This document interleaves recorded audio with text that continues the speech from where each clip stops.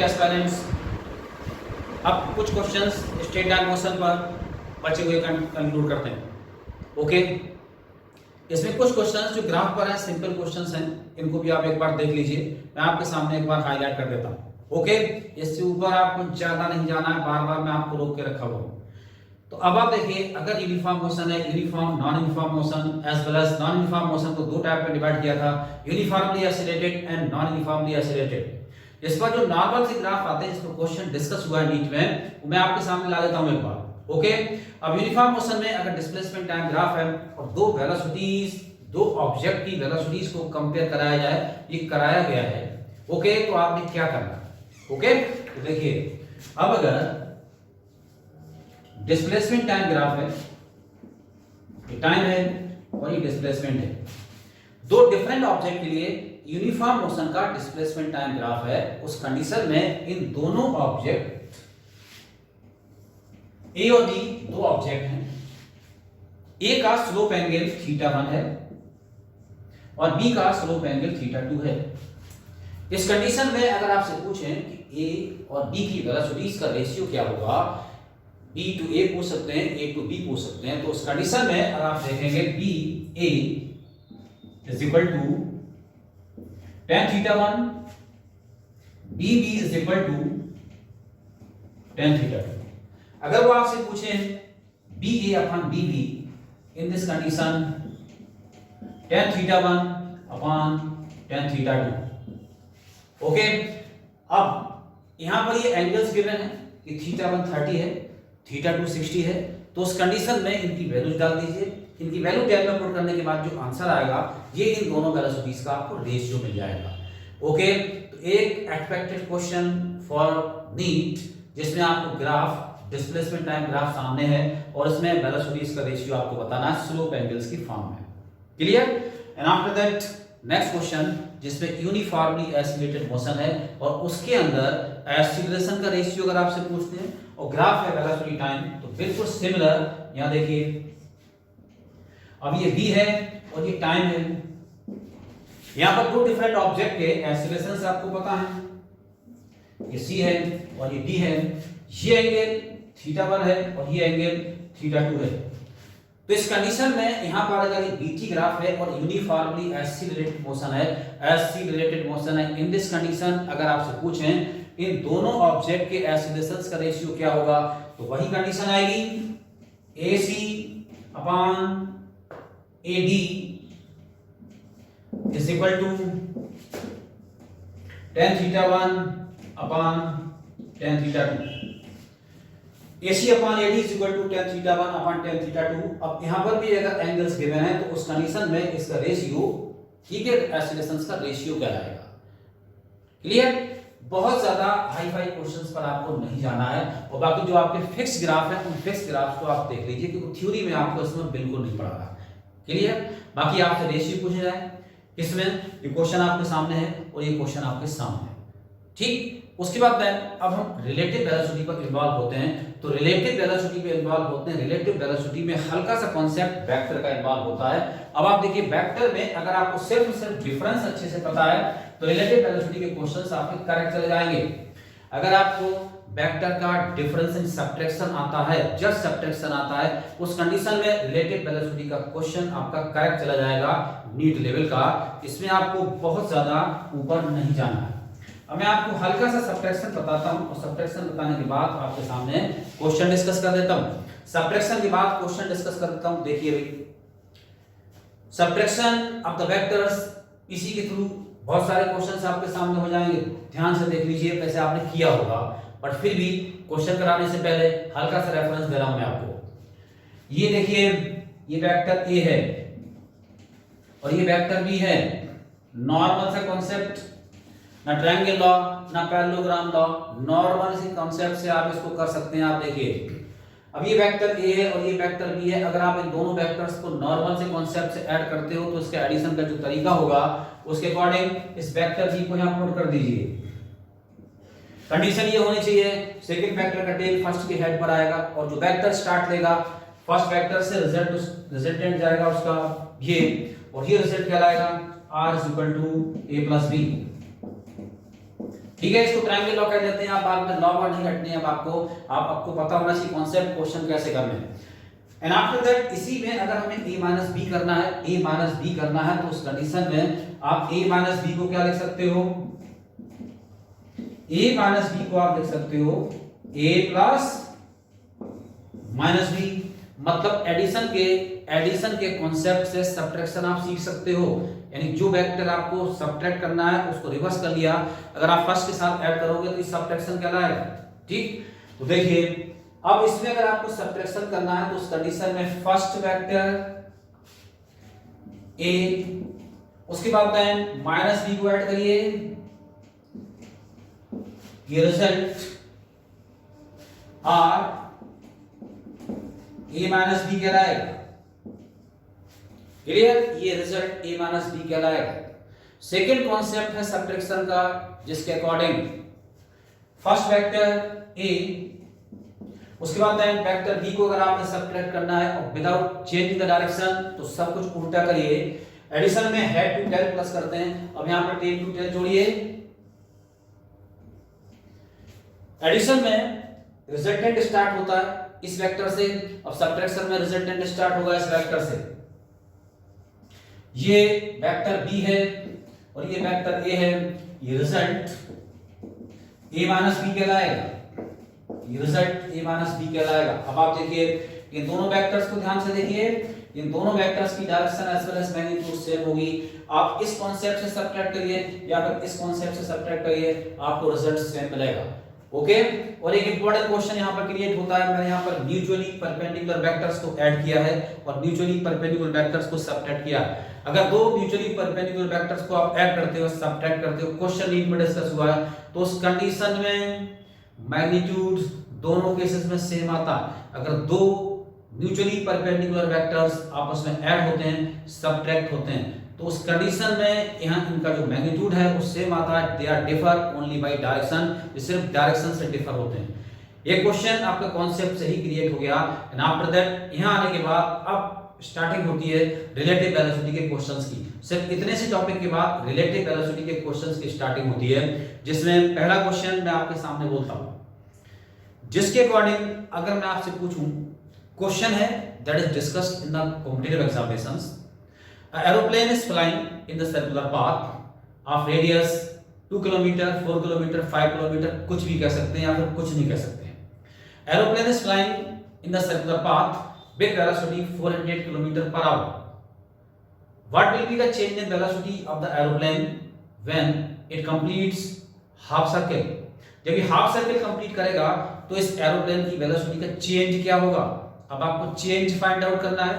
अगर आपको change find out करना है, कॉन्सेप्ट है वेलोसिटी, वेलोसिटी वेक्टर क्वांटिटी है। अब वेक्टर का चेंज निकालना है तो आपको यूज करना पड़ेगा सब्ट्रैक्शन ऑफ द वेक्टर। और subtraction of the two vectors अभी मैंने आपको हिंट दिया है, इतने हिंट से आप पहुंच जाओगे कि आप 7th को नीट देने जा रहे हो, कॉन्सेप्ट आपके ठीक होंगे। तो यहां पर आप देखिए, अब हम इस कॉन्सेप्ट, इस क्वेश्चन को आपके सामने लेते हैं। ठीक है, ये क्वेश्चन आपका नीट लेवल का है जो मैं आपके सामने अभी डिस्कस किया।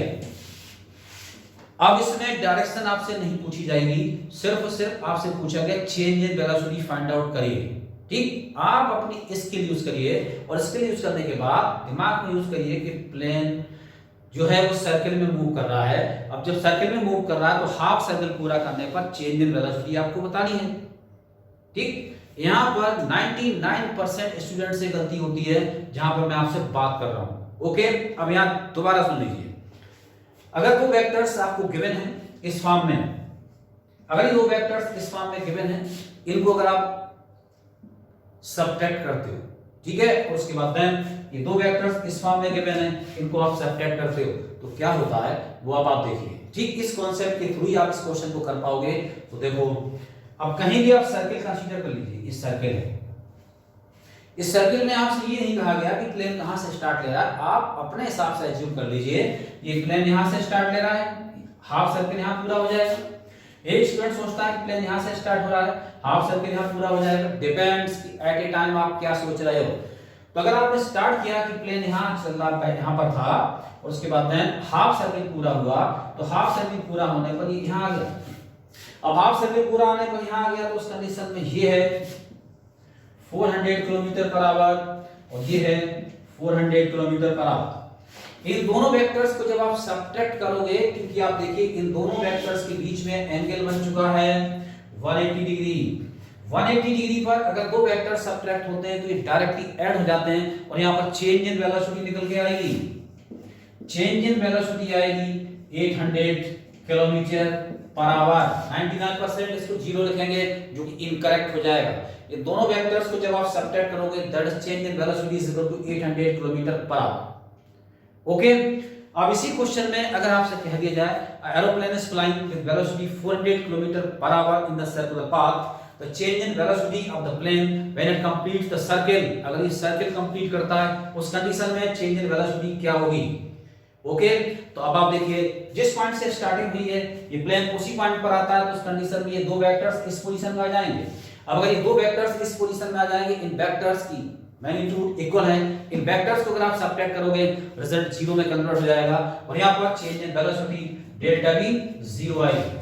अगर इसी क्वेश्चन में आपसे कहा जाए find the change in velocity when it completes one quarter circle, अगर वन क्वार्टर सर्कल कंप्लीट करता है तो उस कंडीशन में प्लेन यहां होगा और जब प्लेन यहां होगा तो आप देखिए वेक्टर्स म्यूचुअली परपेंडिकुलर हो चुके हैं। अब जो दो वेक्टर्स म्यूचुअली परपेंडिकुलर हैं इनका रिजल्टेंट फाइंड आउट करना है, पाइथागोरस रिजल्ट यूज हो जाता है। उसके अकॉर्डिंग ये 400 स्क्वायर दैट इज 400√2 कन्वर्ट हो जाएगा और ये डेल्टा बी कह रहा है। ठीक, क्वेश्चन जिसमें रिलेटिव वेलोसिटी आपकी यूज हुई है और चेंज निकाला है तो चेंज में आपको वेक्टर डिफरेंस दिया है। डिफरेंस अगर आपका गलत है कॉन्सेप्ट में आप चूके आंसर आपका गलत हो जाएगा। ओके बच्चे, तो रिलेटिव वेलोसिटी पर पहला क्वेश्चन, उसके बाद देन हम नेक्स्ट क्वेश्चन पर आते हैं रिलेटिव वेलोसिटी के, जिसके अकॉर्डिंग आपको वेक्टर सब्ट्रैक्शन आना चाहिए अच्छे से और कंफ्यूजन बिल्कुल ना हो। Question next, a man is walking with velocity 10 meter per second towards north. A car is moving with velocity 20 meter per second towards south. The velocity of the car noticed by the man will be equal to, a man is walking on the road with velocity 10 meter per second towards north. A car is moving with velocity 20 meter per second towards south east west कुछ भी हो सकती है। ठीक है, आपको concept आना चाहिए। ओके, तो अब नॉर्थ एंड कार कहां जा रही है, साउथ में। ठीक, उस कंडीशन में आप मैन जो इसको नोटिस करेगा इसकी वेलोसिटी को वो आपने फाइंड आउट करना। Okay, man is walking with velocity 10 metre per second towards north, car is moving with velocity 20 metre per second towards south, velocity of the car noticed by the man will be equal to। ठीक, ये आपका question है। तो देखिए भाई, अब south में जा रही है car, north south east waste, आप दिमाग में इमेजिन करिए एंड आफ्टर दैट इस क्वेश्चन को आपने करना। गलती इसमें कहां होगी, इसमें गलती होगी आपसे डायरेक्शन में। अब आप देखिए दो वेक्टर्स हैं, एक मैन मूव कर रहा है और एक कार मूव कर रही है। अब इसमें आपको कौन से वेक्टर में से किस वेक्टर को माइनस करना है, सुनिए बच्चे ध्यान से।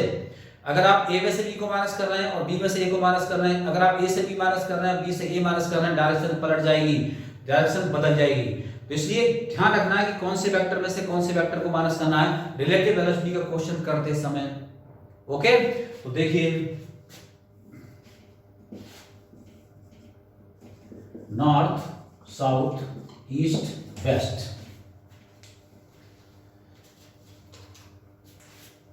अब देखिए man is walking with velocity 10 metre per second, b man 10 metre per second towards north, car is moving with velocity 20 metre per second towards south, velocity of the car noticed by the man will be equal to. अब ये दो vector है, car object है, man observer है। ठीक, अब आप बनाइए कौन ऑब्जेक्ट है कौन ऑब्जर्वर है। कार ऑब्जेक्ट है और मैन ऑब्जर्वर है।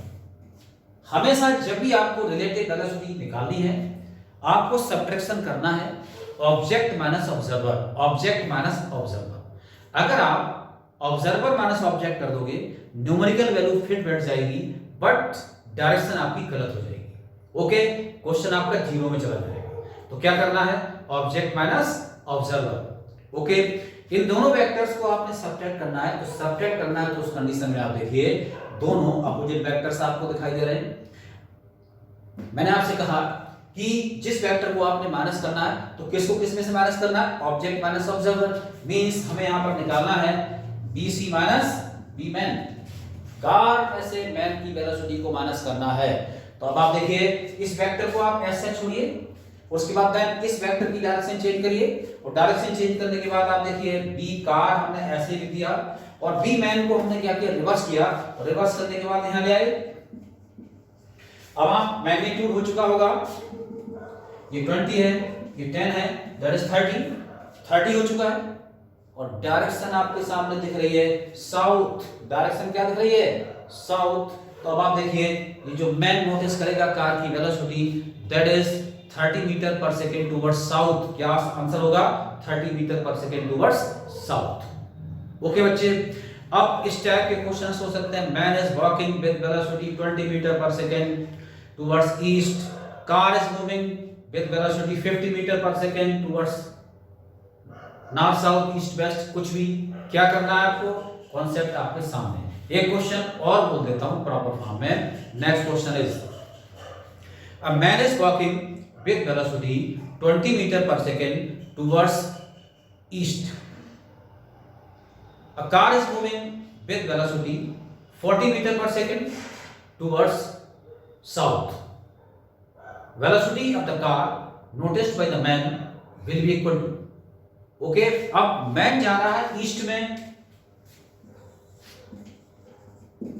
20 मीटर पर सेकेंड, कार जा रही है साउथ में, ठीक। क्वेश्चन को ढंग से देखिए, ठीक है भाई, ये तो ठीक है, डायरेक्ट आपके सामने आंसर आ गया। अब उस क्वेश्चन को आप दोबारा ढंग से देख लीजिए।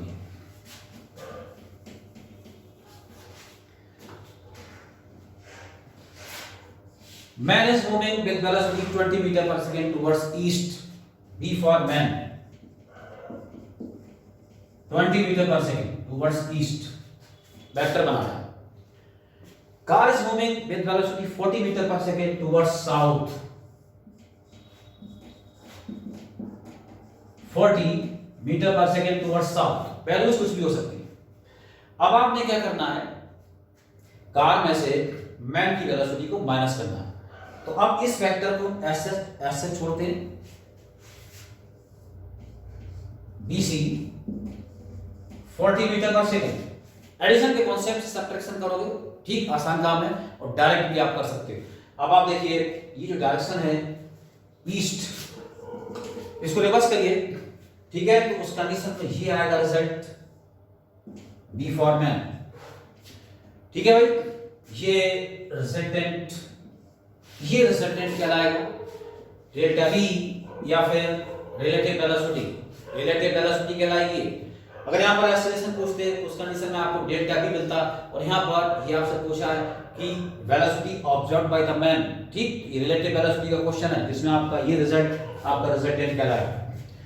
अब आपकी इसकी न्यूमेरिकल वैल्यू फाइंड आउट करनी है, तो numerical value that is under root 10 square 20 square plus 40 square is equal to 20 under root 5 आ जाएगा।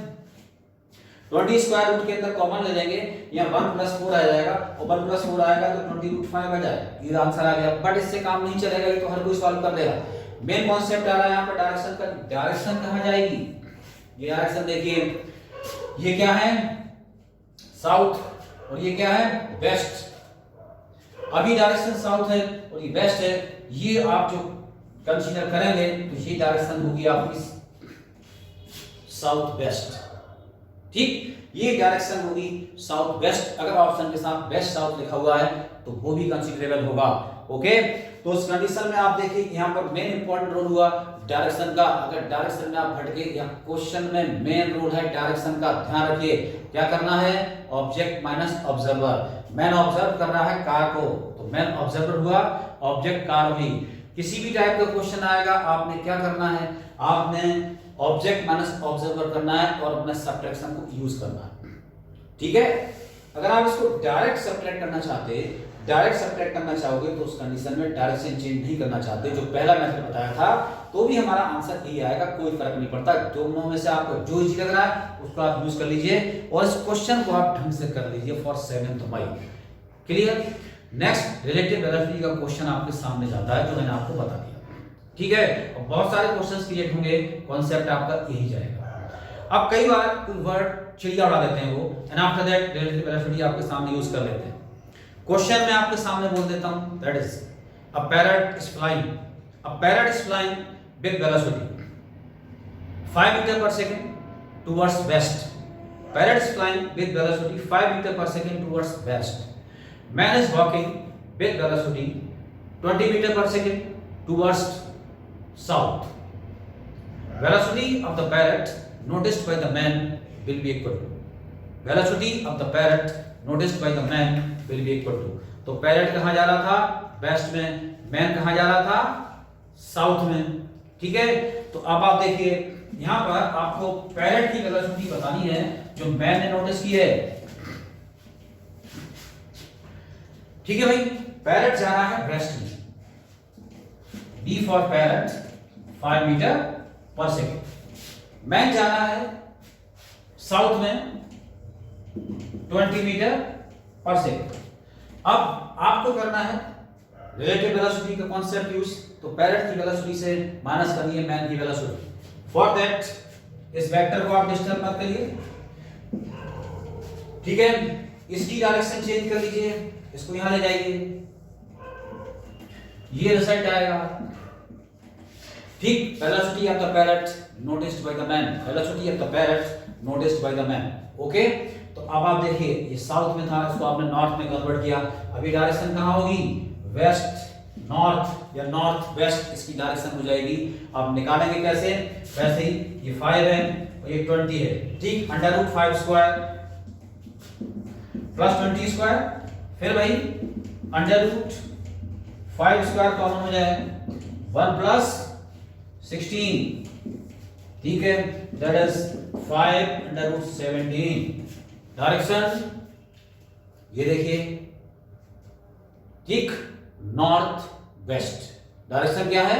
North west. ठीक है भाई, रिलेटिव वेलोसिटी का क्वेश्चन हो गया। बिल्कुल वैसे ही रेन का क्वेश्चन आता है। जब रेन का क्वेश्चन आता है, इन this condition rain is falling, man is walking. Okay, अब इसमें क्या करना है? रेन ऑब्जेक्ट है, मैन ऑब्जर्वर है। आपको रेन की स्पीड से मैन की स्पीड को माइनस करना है। इन दिस डायरेक्शन अम्ब्रेला को होल्ड करना होगा। ओके, तो relative velocity of the rain find out करोगे और उसके अकॉर्डिंग आपको अम्ब्रेला की डायरेक्शन मिलती है। क्लियर? ये क्वेश्चन आपका एक्सपेक्टेड है। उसके बाद देन रिवर एंड बोट पर क्वेश्चंस आते हैं। ठीक है, रिवर एंड बोट पर क्वेश्चंस आते हैं। ओके बच्चे, रिवर और बोट का क्वेश्चन कंप्लीट करते हैं, इसके बाद अपने नेक्स्ट वीडियो में। Okay students, thanks. इसके बाद आगे बढ़ते हैं नेक्स्ट।